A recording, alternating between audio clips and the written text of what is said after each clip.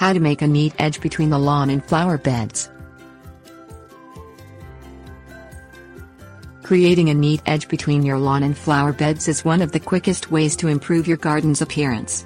You can maintain your lawn edge by regularly cutting it, or you can build a barrier to prevent the grass from invading your flower beds. Grasses either grow in bunches or spread through underground shoots, called rhizomes. Bunching turf grasses are slowest at overgrowing lawn edges, but all grasses spread over time. The type of edging you choose should reflect your overall garden style, such as a neatly cut edge or brick edging for traditional gardens, or timber edging for rustic yards. Cutting a lawn edge. Cutting an edge between a lawn and flower beds involves removing the grass and creating a shallow trench to slow its progress. Stand on the lawn to cut the edge. Push a broad-bladed spade 4 inches deep into the lawn edge, and lever the spade upward. Continue in the same way around the edge.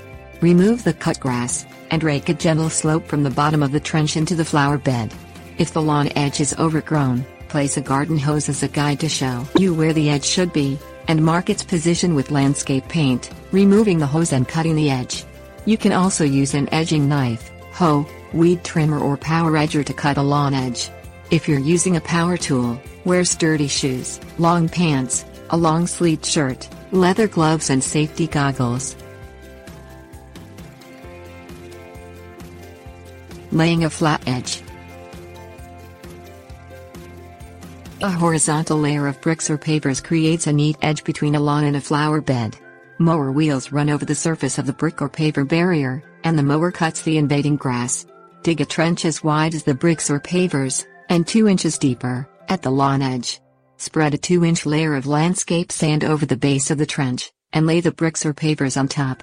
Use a builder's level to make sure they're even and level, and work sand into the gaps. The brick or paver barrier should be level with the lawn surface. Making a raised edge. Raised edging forms a vertical barrier against lawn grass, and prevents it from invading flower beds.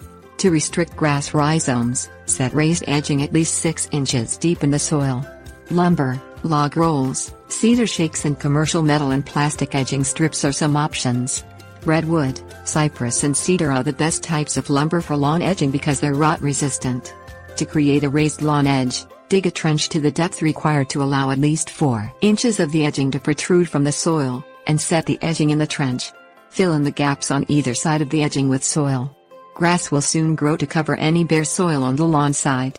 Commercial edging strips may come with anchors to help hold the edging in place.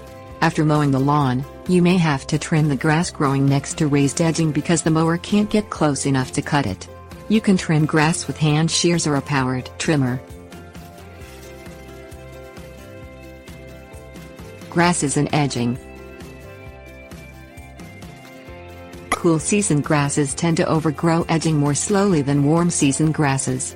Tall fescue Festuca arundinacea, which grows in U.S. Department of Agriculture plant hardiness zones 4 through 7, and perennial ryegrass Lolium peren, which grows in USDA zones 3 through 6, are bunch-forming, cool season grasses that don't spread rapidly into flower beds.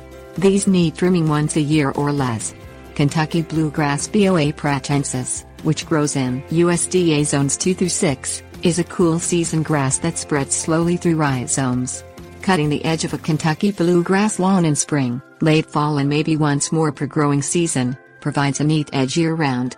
Zoysia grass Zoysia japonica, which grows in USDA zones 5A through 10, and Bermuda grass Cynodon dactylon, which grows in USDA zones 7 through 10, spread vigorously and need frequent trimming back throughout the growing season. Both grasses have a tendency to become invasive in some locations,